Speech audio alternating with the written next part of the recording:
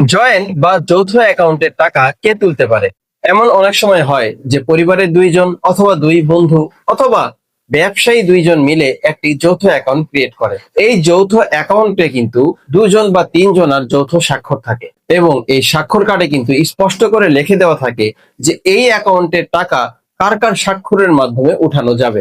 এমন যদি হয় যে এই হিসাবটি চারজনের নামে পরিচালিত, সেক্ষেত্রে কিন্তু এই হিসাবে চাইলে একটি স্বাক্ষর বাধ্যতামূলক করে কিন্তু অপশনাল হিসেবে আরো অন্যান্য যে কোনো দুটি বা একটি স্বাক্ষর দিয়েও কিন্তু এই হিসাবে টাকা লেনদেন করা যায়। কিন্তু ব্যাংকে অ্যাকাউন্ট খোলার সময় যে স্বাক্ষর কার্ড তৈরি হবে, সেই স্বাক্ষর কার্ডে যে ইনস্ট্রাকশন দেওয়া থাকবে, এই ইনস্ট্রাকশনের বাইরে কিন্তু কেউ টাকা উঠাতে পারবেন।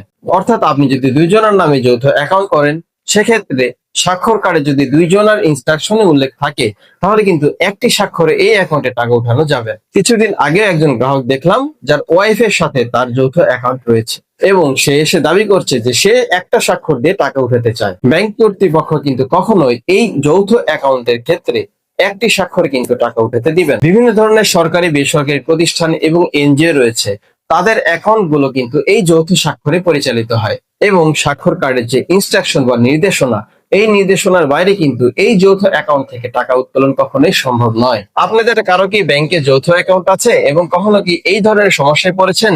অবশ্যই কমেন্ট করে জানাবেন।